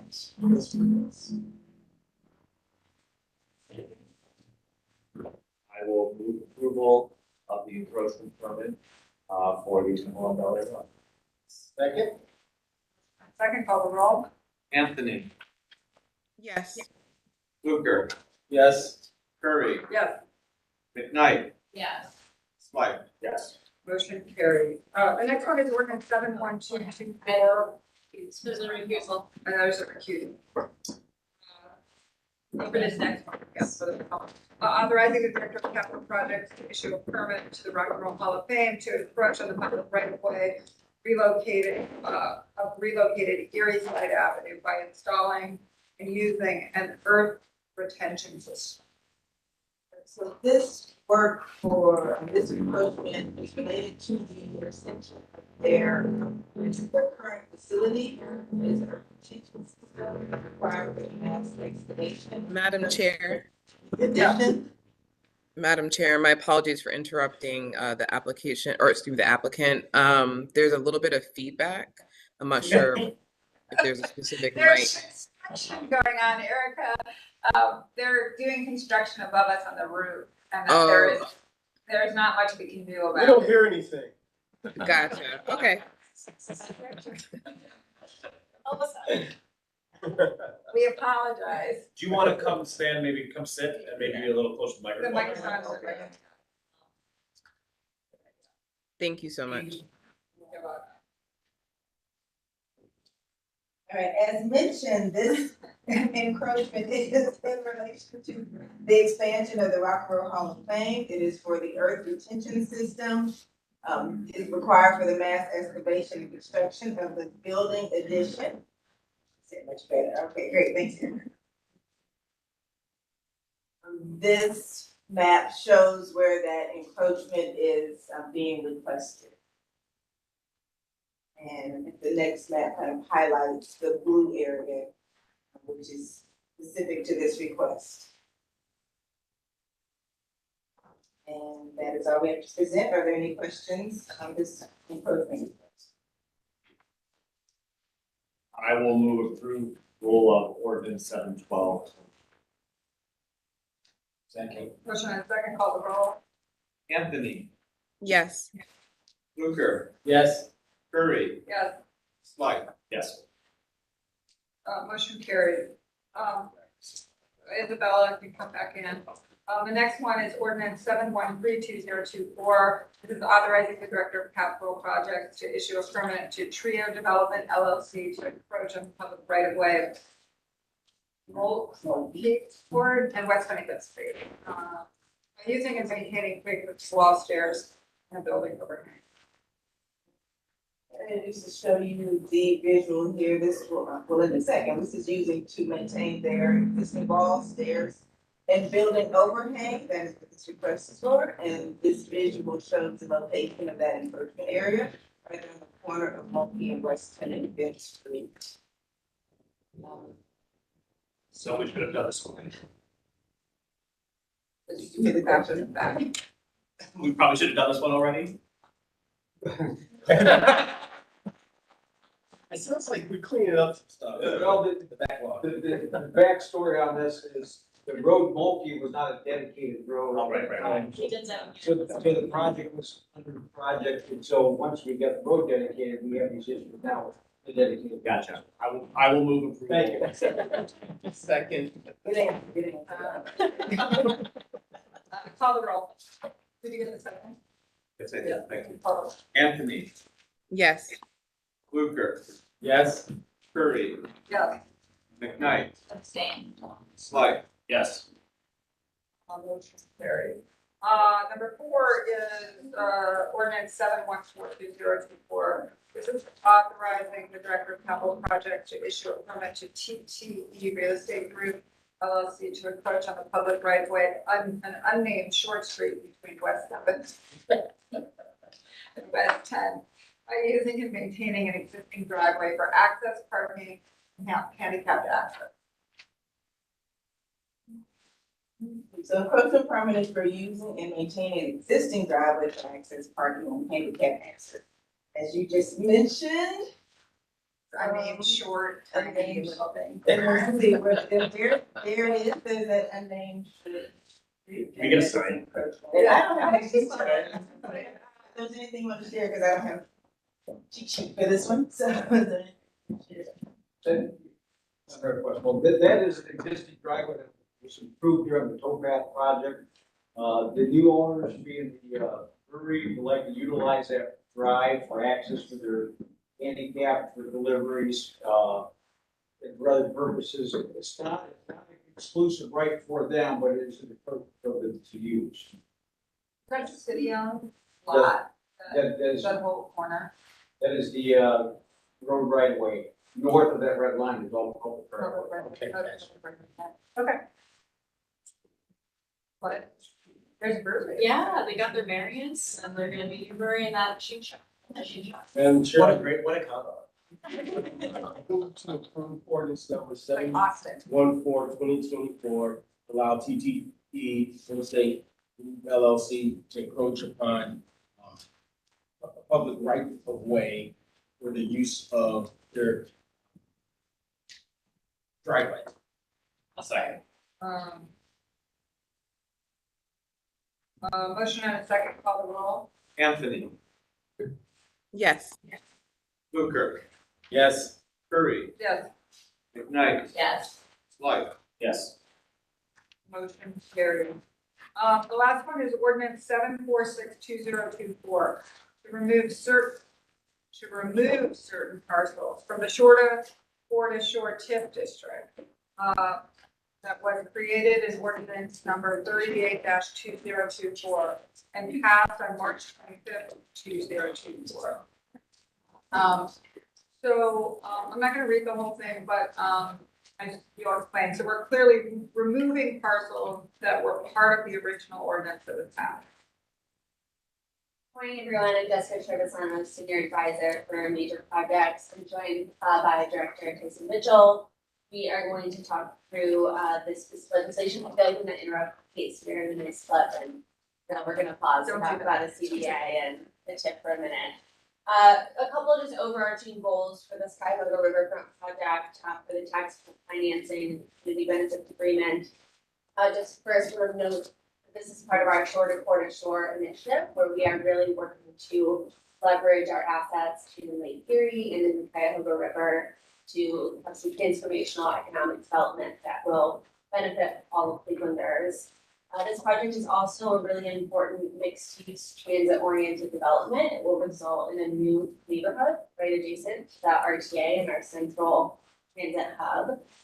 It is also I think, new model for community benefits in the city of Cleveland. It is our the most aggressive and comprehensive CDA that we have to date. And this project and this initiative is a way for us to really get all of these benefits by still protecting the general fund. So we're going to talk a lot about tax increment financing. And one of the big benefits there is that it is a source of funding that doesn't require us to tap into the general fund, all of these incredible benefits. So I will move through as quickly as I can just to recap where we've been. The city and Bedrock started this partnership in October of 2021 with the Master Development Agreement. This body approved a conceptual framework for a Master Development Plan in May of 2023. And then through the fall and spring last year and this year, City Council passed extensions for 5 existing tax increment financing areas and the Shore to Shore TIP district, tax increment financing district, which created district along most of downtown, which is one of the tools that we'll talk about today. And then through the spring and summer, the administration has been working closely with Bedrock and City Council to establish the CDA, to refine the master development plan, which you all saw maybe last week or 2 weeks ago, in its current iteration, and to draft this financing agreement. So I know that you are all very familiar with this project, but in the context of community benefits agreement and tax increment financing, the project is really comprehensive. We're anticipating billions of dollars in private investment and 12 acres of open space, 2,000 new residential units, and millions of square feet of development area all along the Cuyahoga River. And from the kind of initial inception of this project, this is all, we talked about this last week, but this is like uses generally of what is going to be on the site. So it's residential, hotel, have clinic practice facility, which you've seen a couple times. Uses that 12 acres of public space. This is our current conditions though. It is mostly surface parking, not easily buildable sites. And so from the very beginning, as the city and Bedrock started to work through this partnership, we knew it was going to require substantial investment in the public improvements to ready these sites for the type of development that we are proposing on the site for the next 10 to 20 years. All of these beautiful photos of the future of the riverfront. So talking a little bit more about the financing, and again, I know you all saw this just a couple weeks ago, so it's fresh. The project is going to occur in sequences. So we have sequence 1A on the left hand of the screen and then 1B on the right. There are key public improvements that need to be made to facilitate development along those sites. So in 1A, we're looking at things like redoing Eagle Avenue Bridge and the streetscape on West Third, and throughout the whole site, a lot of improvements for bulkheading to facilitate the river walk. As we move along the site, we continue to see some changes in the roadways, additional improved investments made in streetscape and those open spaces like the green steps and the amphitheater as we go throughout the project. So as the project continues, public investment will need to be made in the infrastructure and private investment to follow. There are 4 main documents that govern this partnership between the city and Bedrock. The first is the master development agreement that was signed in November of 2023 most recently, and sets forth the overall structure between the city and Bedrock. Again, from that very beginning in October 2021, when the first iteration of that agreement was signed, we anticipated that the city and Bedrock were going to need to work in partnership to make this project happen, and that includes investing in these public improvements. Then we have the master development plan, which you all have seen in our participants in. That captures goals, design principles, and the overall vision of what we're going to get on this site. And then the 2 documents that we'll talk about today are the community benefits agreement. So that is the document that really lays out what the specific project benefits are as a result of this construction and this project. And then the financing agreement, which is public financing and the requirements for accessing that public financing. This chart to the right, I think, is really important because we're talking about the community benefits agreement and tax increment financing together in part because you only get these really meaningful community benefits when there's a project, and you only get the project when there's the public support in place through the tax increment financing to make that project possible. And so, to the extent that we are looking for these community benefits in the project, the financing, they all. I will turn it over to Tyson to walk through community benefits, and then after that, I'll briefly go through all the details of the inside. All right, good morning. I'm Tyson Mitchell, Director of the Mayor's Office of Equal Opportunity, and I'm really excited about this robust community benefits agreement. We've been negotiating agreements since the inception of the legislation. This is probably been one of the most, it's going to be the most robust. Specifically, we're looking at housing here, getting some affordable housing out of this project. 400 units there, total with 160 at, well, like 400 at different ranges of affordable housing. One thing that was important to us was to add home ownership in this project. So there will be 5% of the units will be dedicated to home ownership in this project. The Neighborhood Investment Fund, Bedrock is contributing up to $25 million in certain project milestones here. 15 million to the Neighborhood Investment Fund, which can be used inside or outside the project to help other neighborhoods within the city of Cleveland. $1 million to the city resident contribution, mentorship and training, $3 million in workforce development, and $5 million investment into minority credit enhancement fund. That credit enhancement fund is designed to help small and minority female businesses who might need bridge loans in between the project to be, or other things outside the project. So they've really invested in trying to help the ecosystem here. Specifically on the project, we will have a 40% goal. That'll be 20% MBE, 10% FBE, and 10% CSB on this project. We will have a 20% resident workforce Fannie Lewis goal, with also the 4% resident workforce low income goal. And what's not on there, we are adding a disadvantaged workforce goal on this project. And not, disadvantaged meaning someone who's formerly incarcerated, maybe English as a second language, no GED, no diploma. So we're adding that to this project. There will be mentor protege participation. We really feel like mentor protege is very important in development. How do you take a small contractor and build them up, build their capacity? And there will be reduced retail space in this project for nonprofits, small businesses. Before we move to the next item, Sorry. Madam Chair, are we going to listen to this all or do we?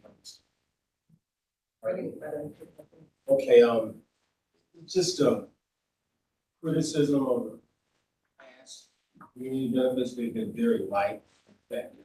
I think as we start looking at mentoring businesses, it's not just the money part. I think we should take a good portion of that money to provide wraparound services, accounting, marketing, and so that it's not just, here you go, you're out there on your own, and maybe it's for 6 months, maybe it's for a year. I think we have to look at the whole business and the whole person and the whole ecosystem. And I would strongly advocate, I've seen that model done, especially in my travels to Alabama. And lastly, more importantly, I think failings of creating any metrics is how you track them. I think, historically, being in this city all of my life, we have not done a great job understanding the outcome and what success looks like, not just in numbers, not just checking boxes, but also creating, making sure that those outcomes are meaningful and impactful. And actually, businesses are involved. They're actually not just growing in size, but growing in their skill sets. So I just wanted to offer that particular critique. And I'll just briefly explain. With the mentor protege, the $1 million that is going into that program, that's going to help us develop the program. It's going to, when we created the legislation, we said, hey, you have to do a mentor protege, but there was no opportunity to develop the program. So it will be, we're back office support. A lot of these small businesses are good at doing the work.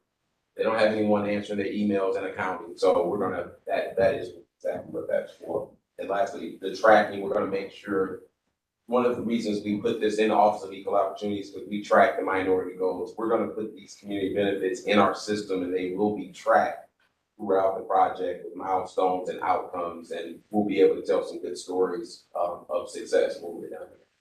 maybe just to underscore that just a little bit more, the city resident contribution and mentorship and training workforce contributions are really intended to be capacity building tools in order to make sure that we don't just talk about the community benefits, but we have the resources available to make them all possible. And then on this neighborhood investment fund, I'll also want to emphasize the first 5 million of those 15 million are planned to come at the first issuance. So as we talk about the financing, that money will be available within the next year or so and be able to be invested in our neighborhoods. So when we're talking about the tax increment financing in that district, this is really a tool for us to be able to invest in neighborhoods sooner than we might otherwise be able to using those tools. So I'm really excited about that, all of these funds and all of these benefits, but wanted to make sure I was emphasizing the timing there. And before you scoot on, so Jessica came and briefed legislative study that's in place. This life's gonna be able to do this. So just to kind of let you know one of the things that I shared and you director, I'm kind of hopeful that there's a more strategic and thoughtful interplay between the affordable housing component and the neighborhood investment fund. Because one of my observations, having been around for a little bit, is it seems that choose my words rightly. I worry sometimes that our affordable housing goals and kind of the spirit of it is not, we're not kind of getting the ball to the end zone as it relates to the spirit of it. And to the degree we have affordable components in a lot of these projects in the urban core, they're one, still pretty, not viewed as affordable in common parlance, one. And two, or maybe not, if the intended audience is kind of a lower to mid-income people in resident that we're picturing, I think we often get maybe like someone who is maybe younger, not on a long-term trajectory of being lower moderate income, like it's affordable for them now because you're younger and just got out of college, something like that. So to me, I think that a lot of our ability to provide affordable housing is in the larger neighborhoods, and there's a lot more that I think maybe people don't move downtown because they don't have their social network or daycare or religious institutions and things like that. So instead of being so methodical about having to have this X number of units in a given project, I'm open to the idea of trying to meet people where they are in affordable housing instead of trying to put affordable housing into a specific location. So just that was kind of one of my comments. I could talk about this all day, but I do want to piggyback on what he's saying. There's the sticks and bricks portion. I think we do a great job of, but when it's the social, again, not unlike having a wraparound service for business, you need those wraparound support services for people who are living, who don't have the access or the means or financial ability. So I just want to. Madam Chair, there was also a question from Eric Anthony. Erica? Thank you. Just wanted to hear a little bit more about the city resident contribution fund. Yes, on that fund, we have a 20% Fannie Lewis goal, so they are committing to making the goal and giving $1 million towards the city resident contribution. So that will be able to be in our community equity fund, and we'll be able to, with the through council and the director of finance, we'll figure out how that is deployed within the city of Cleveland. Thank you. Moving on, workforce development, we like to see apprenticeship programs and internship programs within our development, so they've agreed to do those along with job fairs in collaboration with local workforce organizations. So those are pretty standard. They will be within this agreement, along with community meetings, which is not up there, but we really believe that you should have meetings throughout the project. And at the end, when we talk about what has been done, did we do what we say we were going to do? What were the successes? And so that's going to be important there. Keeping in mind, this is a 10 to 15 year project. So there will be opportunities to have those meetings. Going to be sustainability, LEED Silver will be standard that we're working towards. It will align with the city's climate action plan and multimodal infrastructure. Community facilities, we're very excited to get 12 acres of publicly accessible land of a boardwalk and open space out of this project for people along with public parking. We're inviting bike trails and pedestrian and bike improvements. So we're excited about that. Coming to the end, the other community benefits will be $1 million of public art that we're focusing on local artists throughout this project. There's the community benefit of using Cleveland Public Power here. I'm also excited about the Community Benefits Fellow here. The fellow will be a 5-year project. It can be a couple of different people. But this project this person is designed to research opportunities within this project to be more intentional and equitable, looking at community land trust, how can we bring different things like that into the project. So Bedrock has agreed to fund that position throughout this project. They're used to using the financing, using things that have community reinvestment. They are through the equitable development pitch, they will take pitches from minority and female developers to see whether Bedrock can participate in their project outside of this. So they've agreed to take those pitches from emerging developers going forward. And that's basically the community benefits as a whole as it stands right now. Can we just pause for any questions?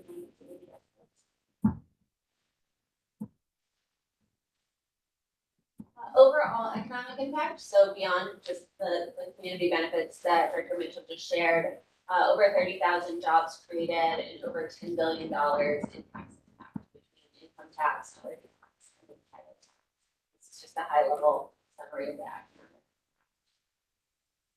And getting into the financing, there are two different types of tips that I'm going to be talking about today. The first is a project tip, or a 0.41 tip. That's what we're talking about when we usually talk about vertical development. Value generated from a 0.41 project tip can be used on both public and private improvements. And these are tips that the city sees and does all the time. There's some examples up there.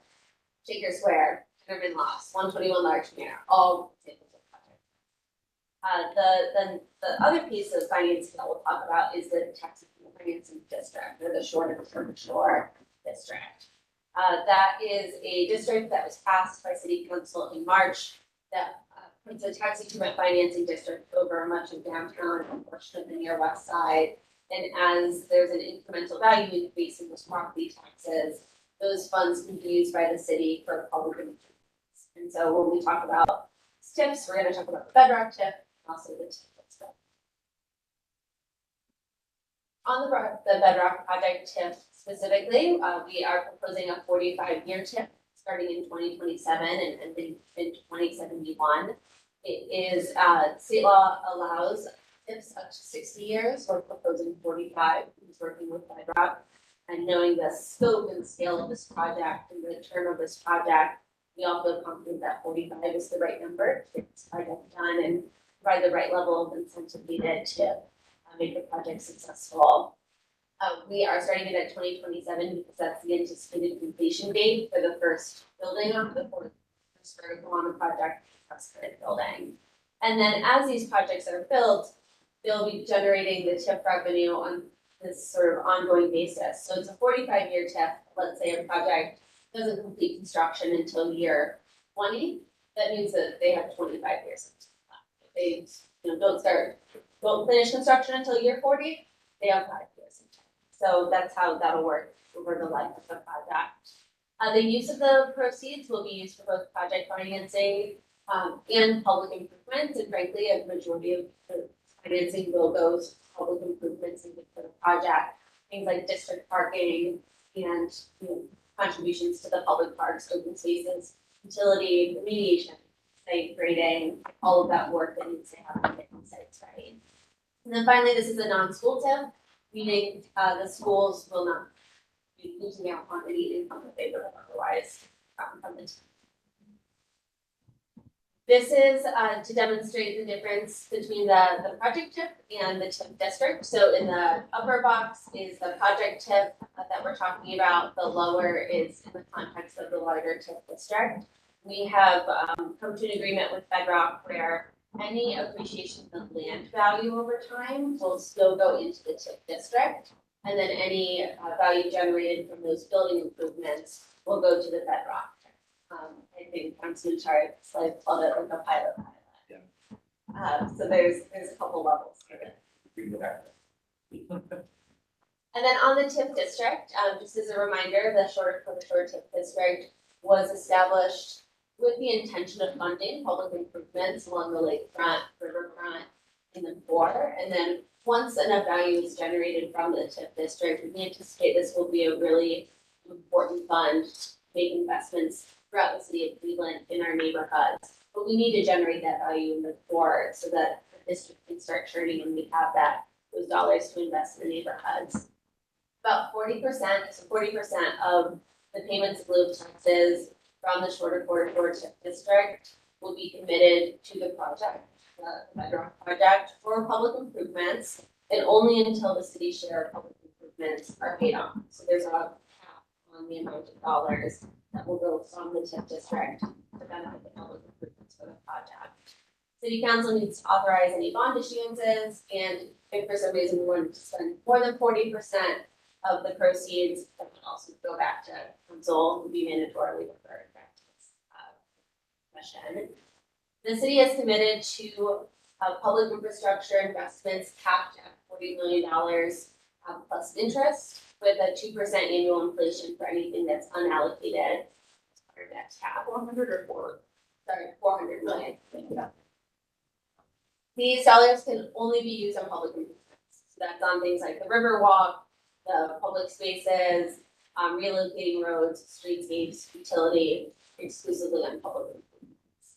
And as I mentioned in the previous slide, Bedrock has committed to any additional public improvement needs beyond that cap will be covered by them as part of their financing. And then in addition, Bedrock will be putting in at least $75 million in their equity first before the city starts putting in dollars from the team. And then any grants that are generated for the project will basically be split 50-50 to reduce both parties' contributions to those public improvements. This is just an example or a way to show the portion of the shorter TIF overall, and the sub portion that we anticipate will go towards the riverfront public improvement. So this is at our more conservative estimate at 3.5% appreciation year over year. And as you can see, there is substantial dollars remaining for neighborhood improvements later on to perform. So this is just illustrative of the difference between the sort of Bedrock TIF and the TIF district. The TIF district is only for public improvements, things like the West Third, Streetscape, Building Eagle Avenue Bridge, River Walk, and then the Bedrock TIF can be used to fund the vertical development as well as any additional public improvement costs not covered by the TIF. Overall, the benefits, I think we've spent some good time on it, but don't want to under discuss just how catalytic this project is for Cleveland. You know, Tyson talked through all of the community benefits for this project that will be felt throughout the neighborhoods. 12 acres of publicly accessible Riverwalk in public space along the Cuyahoga River, with bike infrastructure and trail connections and bulkhead improvements that help with maintain our shipping route. You know, seeing through our shore vision, being able to leverage these really crucial natural amenities that the city has, and then this economic impact of creating over 30,000 new jobs and $10 billion in taxes from this project. Before you go from that slide, Madam Chair, if I will, go back to that slide. Yeah. And I know we're talking about framework. I say this every time we have a conversation about major investment. It's about to be had is we do a great job of collecting dots. We don't do such a good job of connecting. What I mean by that is, look at that graphic. And I can't even say it's kind of hard to say shore to core to shore. The journey in that path, in my opinion, is not executed properly. You don't pull things together like Public Square. The other spaces will be a failure because all we're going to do is create a shiny new object, and there's no connectivity. You know, how do people experience all of this? And I still have not, my personal opinion, heard of a solid strategy to begin to start putting that on. And I think we need to start having those conversations sooner than later, because once this ball starts rolling, then we're all going to be distracted. I think it should be a more holistic approach. Whether it's pedestrian, whether it's trolleys or trains or whatever that is, how do we start communicating and conveying how unique this city is through those connections? I haven't heard it. Just throw it out there, guys. Thank you. And I do know some of the, my colleague Kelly Mersman is working on the mobility plan, and certainly a part of that plan will include that in San connections. But couldn't agree more. You know, this is an important project on its own, but it's even more important when you think about it in the context of leveraging investments on the lakefront. How do we connect all of the amazing things that we already have in downtown?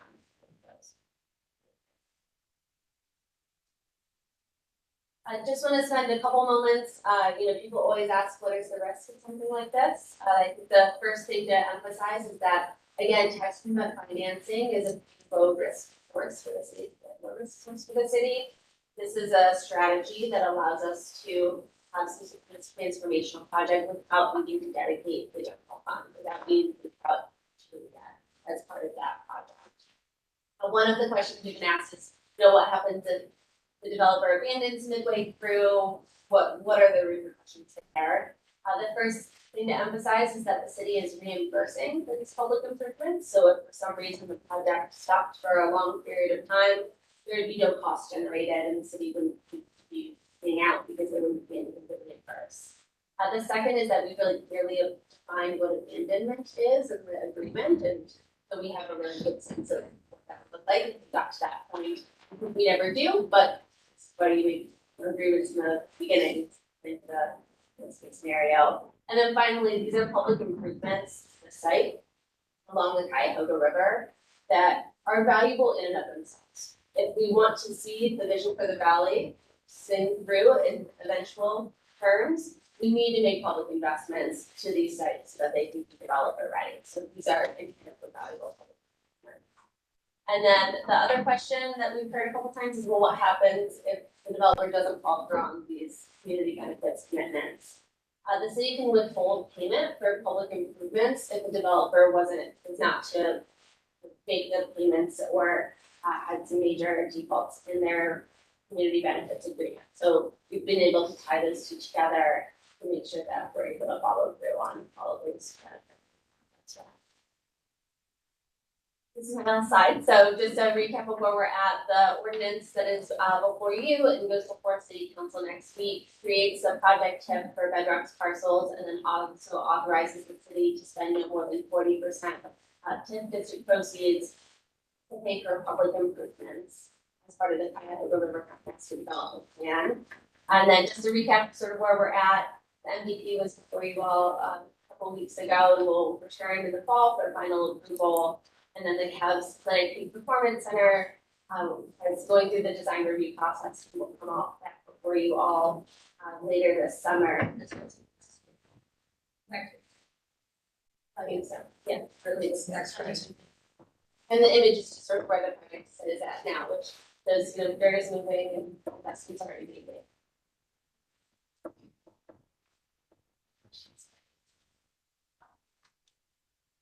So today, just to be specific, from the parcel, if you could go back, just show us this certain parcel. Where Hot box is the 45 years. So,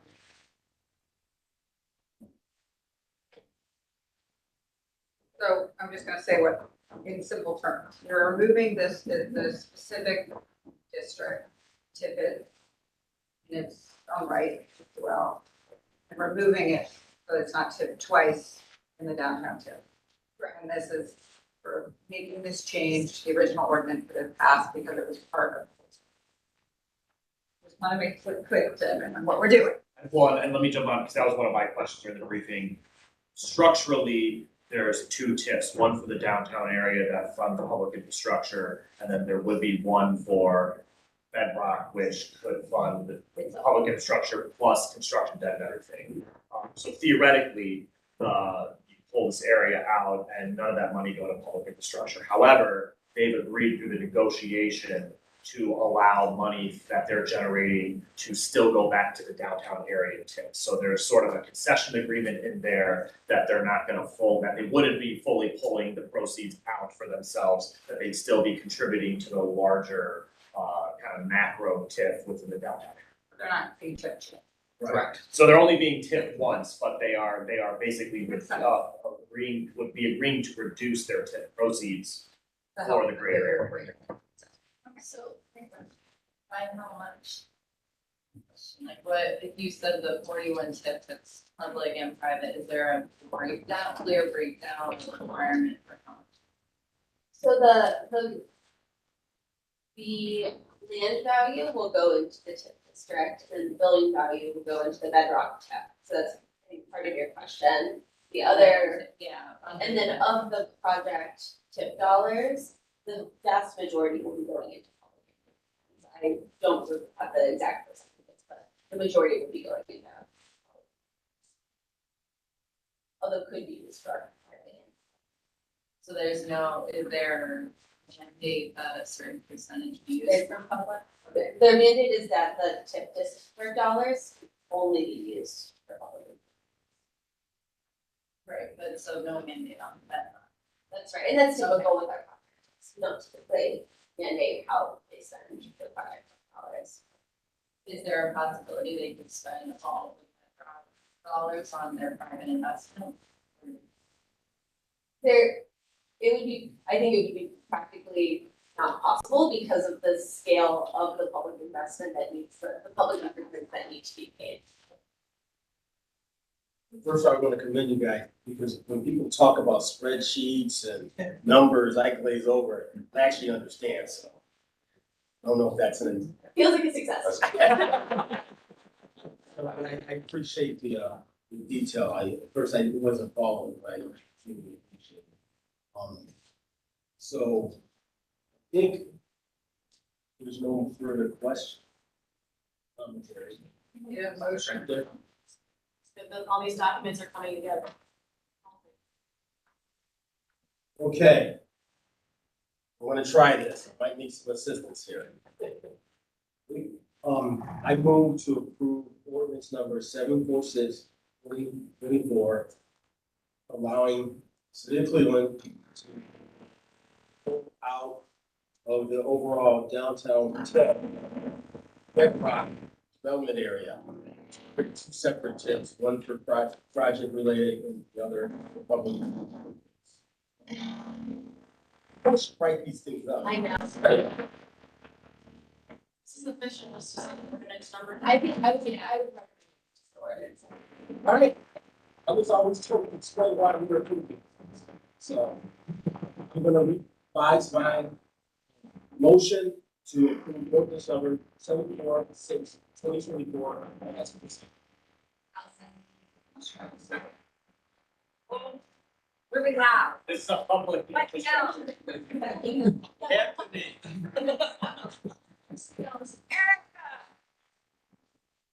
Yes. Sorry. I thought I heard Yes. my name. Apologies. Curry. Yes. McKnight. Yes. Slide, yes. Motion carries. Thank you guys. See you, soon, a lot, we'll see you a lot. And we have administrative approvals. There are four. Take a quick look at the four administrative approvals.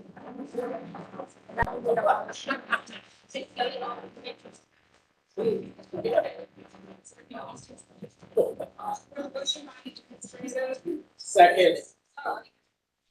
Oh, I'm sorry. I'll motion the administrative approvals as. Second. We have a motion and a second. Call the roll, Michael, on administrative. Sorry. It was a motion, it was a second, administrative. Anthony. Yes. Booker. Yes. Curry. Yes. McKnight. Yes. Slide, yes.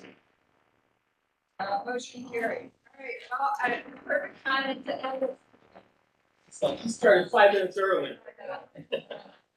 So do we have anything from director or can we adjourn? We have an update about the building construction permitting overhaul, would you like to look at? Two slides. So yesterday, Mayor Vitt signed an executive order, authorizing and, all the departments administratively to begin the process of overhauling our construction permitting process. This is really streamlined, and project's conclusion, we can keep going, I'm just gonna go to the goals. Slide please. The goals of the process and technology changes our predictability, visibility and efficiency. And, you know, everyone from the resident who wants to put a porch on their house to a major project like the Cavs Clinic. What we want to do is help everyone understand where it is in the process, kind of like Amazon tracking, right? You want to know where your package is. And the idea is to provide continuous and information up front so that there's an understanding of what is like. So there are some key takeaways that are on the screen. One thing we're really excited about from a planning's perspective is that the city will organize redevelopment meetings for more complex projects. So that includes our housing projects that come before this body, for example, the 50-unit ones, 100-unit ones. That will take the place of conceptual review. So that we'll get an early discussion on what is needed in order for that project to be successful. And then they subsequently come to this body for schematic and final review. All major projects though will still continue to come forward as we determine. We can always set something conceptually. The other thing is we will be advancing the technological aspects. So Excella will be expanded to include planning. Planning does not have our own Excel record. So we'll be able to create projects with current projects with all of the permits that we need for the project. I think it's really hard to hear, and I'm happy to go over this another time. All you need to know is that we're streamlining the process and trying to be more efficient. Next meeting is next Friday.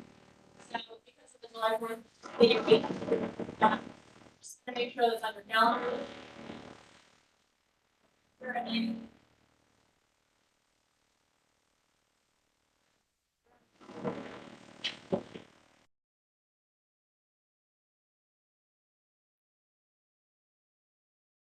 Are we adjourned? I can't hear.